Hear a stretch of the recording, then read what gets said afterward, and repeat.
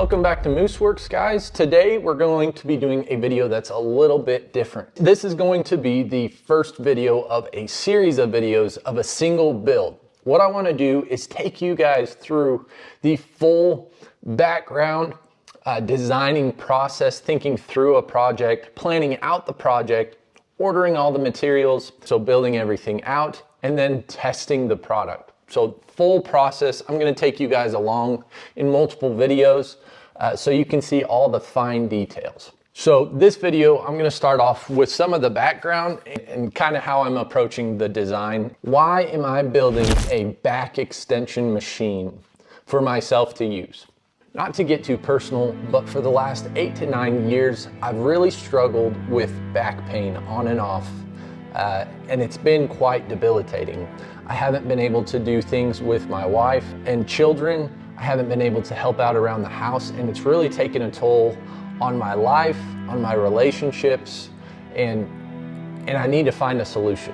Now, I had a back surgery back when I was 24 years old I think at the time it was around 2017, fall, October of 2017 was when I had the surgery. At this point, I had been struggling with back pain for about a year and a half. It was a long time.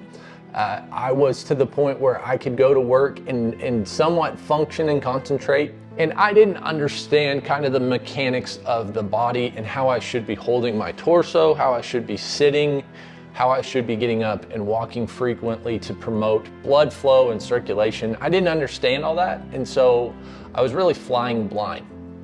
So in that year and a half leading up to the surgery, I started to do quite a bit of research and try multiple solutions prior to invasive surgery. I tried Erosty and fascia release. I tried chiropractic care with manual adjustments, using the shock tensor pads to relax my muscles and then do manual adjustments. I tried a traction table where they kind of strapped in my hips, held my torso and stretched me out over and over and over just to help promote blood flow and fluids to enter the joint that I had issues with.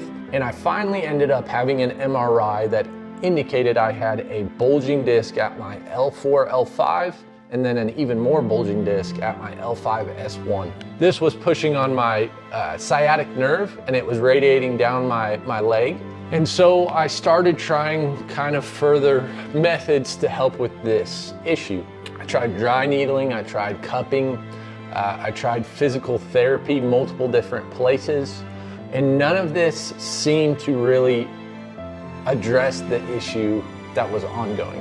It made me feel good maybe an hour after the session or a couple hours after the session, but the next day I would wake up, have a hard time getting out of bed. I couldn't bend over to tie my shoes.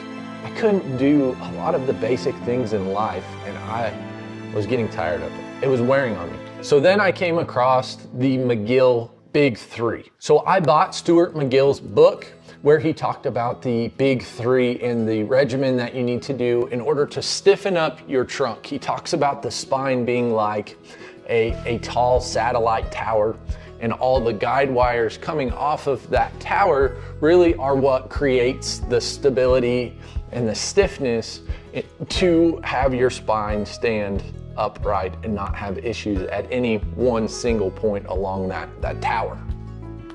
So I started following that, and I started seeing improvement following the McGill Big Three. Now I bought his book, and in the book he also talks about what is called back hygiene. So back hygiene is essentially how you move throughout the day, making sure that you don't put your lower back in that flexion position where you're going to be pushing your disc material or your nucleus out the back, causing additional pain and causing this issue to continue. And so once I understood that how I moved at every point during the day, as well as trying to stiffen my trunk, that was gonna help. And so I continued to do that. So along with the McGill Big Three and following the back hygiene, there are a couple of things that I've noticed really improve my back as well. One of those is going to be a back pillow, which I have been very diligent to be using over the last 2 months. And it's really made a big difference. It's kept the sciatic pain at bay, and it's really allowed me to get back to functioning during this most recent bout of pain. However, I have been dealing with this for the last 5 years with the knowledge of back hygiene in the McGill Big 3. And I still go through these cycles of injuring my back, having to perform the McGill Big 3, having to think about back hygiene and how I move. And it's just a cycle and a cycle. And I'm tired of going through the cycles of pain, rehab, completely thinking about what I'm having to do all the time. I'm tired of it. So a buddy at work told me about this guy, I forgot his name, Low Back Ability. So Low Back Ability talks about taking your lower back to the next level, past just these stiffening exercises, to where you can actually be functional and do things without thinking about constantly where your back is and what your positioning is, and worrying about if I'm gonna have trouble getting out of bed the next day. One of the things that Low Back Ability guy talks about is using a back extension machine to build strength in your erectors or your back muscles on the backside. So the McGill Big 3 really focuses on your abdomen, your front abdomen muscles, your six-pack abs, right? Transverse abdominis, which is all kind of the connecting guide wires, we'll call it, around your core on the sides. And the McGill Big 3 kind of addresses all those. It addresses your side muscles, it addresses your front muscles, but it doesn't directly address your lower back muscles, which theoretically, once you get to a point of creating enough stiffness in your trunk that it's protecting your lower back, you should increase the strength in your lower back to help increase your ability to hold that area in place. So that's where this Low Back Ability guy comes into play. So I know a lot of background, but that is my backstory and the reasoning why I'm gonna be building this back extension machine. I have been able to use quite a few back extension machines, and I know I have a pretty good idea of what I would like to incorporate and what I wouldn't like to incorporate, but I want to go through a lot of the very popular products on the market. I went ahead and created a spreadsheet here with some of the attributes and some pictures of the different brands that I like. So starting off here, the Arsenault Strength was really one of the best ones and the coolest looking ones on the market that I liked, and it's super heavy duty. It's made of 7 and 11 gauge steel. It's 205 pounds, which was the heaviest one upon my research for all these. It had nice adjustable foot plate as well as the main adjustment of the length, and it had knurled handles and padding, and Arsenault really just makes really high quality, heavy duty products. So this first one here in red is the Arsenault Strength. Like I said, it is made out of 3x3. I believe this is 3x3. If not, yeah, it is. So the base is made out of 3" by 3" square tubing from the best that I can tell, both 7 and 11 gauge. And then it has this main adjustable working tube and this plate in here just to add that support that's needed when you're using this. The pad looks like it's made out of 2" foam with nice stitching around to make that pad itself very square. And then it has nice rubber handles and wheels on the backside so you can move it around. The construction is real nice, and one of the things that I really like about this is the pegs on the sides of those support legs on the front there. That's gonna allow you to put rubber bands around your neck or upper back, or just hold on to them, and just provide a little additional resistance when using this machine. I believe this has 7 different points of adjustment with this pull tab. And I really like that adjustment option of just pulling on a plunger style feature that allows you to pull up and down on the adjustment of where those pads land on your thighs.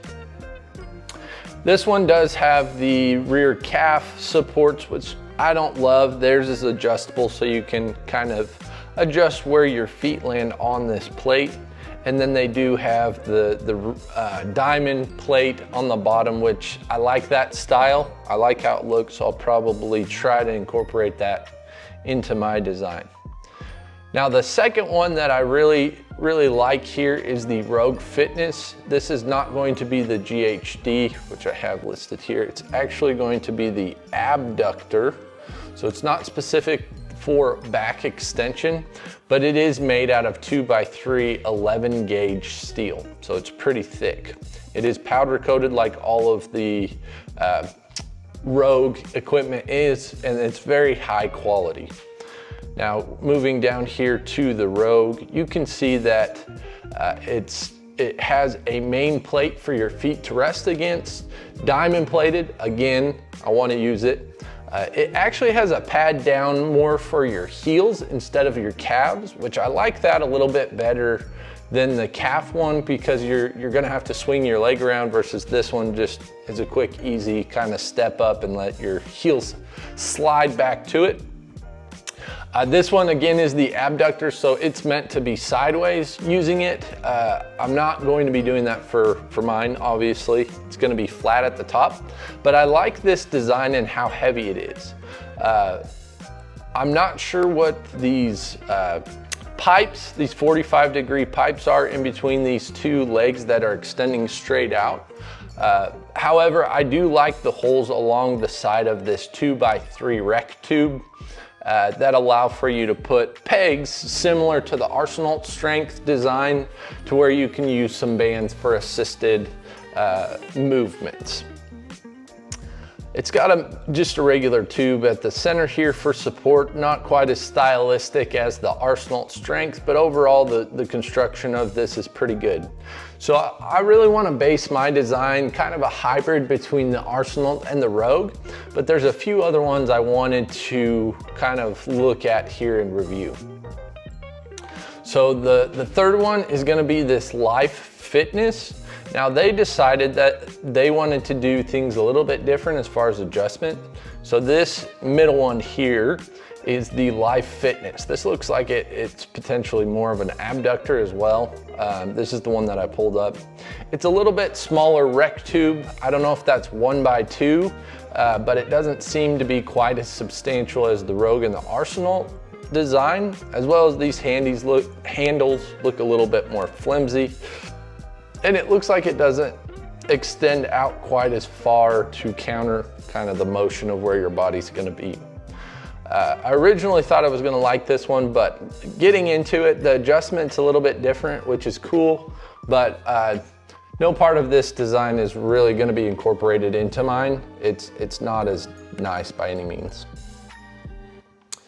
The fourth one that I'm going to be looking at here is the B-Fit Now TB45. Now, the Mountain Dog one, which I'm forgetting his name, which was the picture I showed at the beginning of this video. He's a famous strength and bodybuilding coach, and he was using this kind of heavier duty with that barbell and plates. So this one right here is made of 2x3 tubing all the way around, both the adjustment square rec tube and the bottom support plate tube. And then it just has that platform at the back with the lip, which I really like this design as well.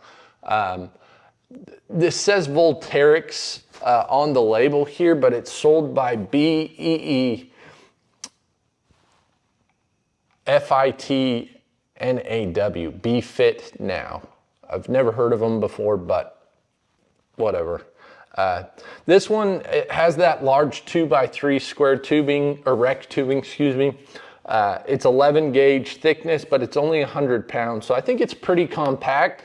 I don't know how heavy duty it really is gonna be, but I do like this design and that thicker when these legs extend kind of vertically like that, it is gonna counter the moment and not be quite as flimsy. This is actually a better design to have the longer dimension vertically versus the Rogue, which is horizontally. This one's gonna be a little bit more flimsy than this one, but if the Rogue is 7 gauge versus the TB45 being 11 gauge, it may not make a difference.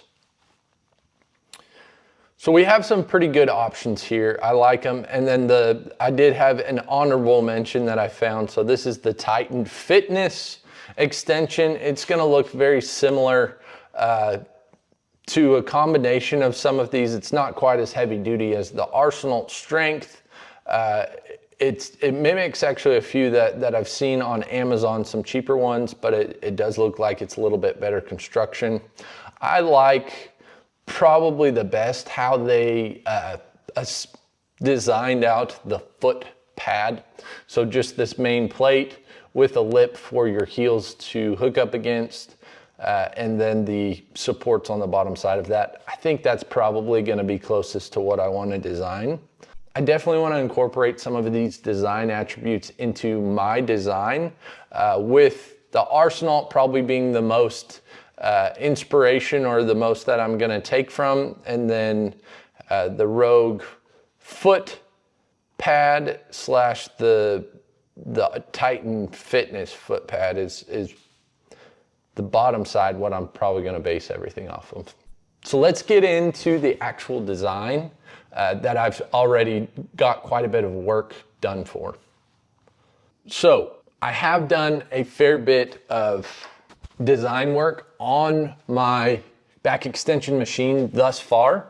So I'll go through and kind of show you guys where I'm at with that process here. So I've gone through and I have designed out the base, which is going to be kind of a straight T with 2 branch off arms on either side. And what those are really going to do is keep the stability of this thing high. So it's not going to allow much rocking, much tipping action, especially when I'm using it or when I'm using it with some weights. It's going to keep it from some tipping over. And I think it's sufficient. We really won't know until we build it and test it out if these arms right here and right here are long enough, but this is where it's at for me right now. The other thing I wanted to make sure and do is make it adjustable here. So you can use this plunger spring here, T-handle plunger, to adjust where this red tube lands inside of this clear tube that I'm showing here with this. I'm not sure how many positions, probably about 5 to 6 positions, just to allow for my wife to use this. She actually works out a lot in our home gym. I want to use this every single day per low back ability and his planned regimen for therapy, physical therapy, building up my low back strength. The one thing that I did have a pretty strong preference on for this project is if you look at where your feet kind of hook in on the backside here. I've seen a lot of these back extension machines with pads that go behind your calves, which in theory looks good. It should be a little bit more comfortable, but it does get in the way. So anytime you're getting into this implement, you're gonna have to swing your off leg around and up and under that padding. And it's just, it makes it a little bit more difficult. In the past, I've used I believe it was a Life Fitness back extension, and it just had a lip similar to what I have drawn up here on the backside where you can hook your heels into it. And that is what I want to incorporate on this one to keep your legs from swinging up. I really don't think the padding behind your calf is necessary. And so this is the design that I'm going to be using. So once we get into the actual build process of making this 45-degree back extension, I'm very familiar with fabricating steel structures. That is kind of what I enjoy doing. However, I'm gonna have to extend and stretch myself a little bit on this project. I don't know how to sew, and I really don't know how to work with fabric or foam. I know how to work with wood a little bit, but what we're gonna have to do is create pads 2 pads for my thighs to rest up against, to go on this flat portion here, which I still have yet to design here. But there's gonna be 2 pads that go right here.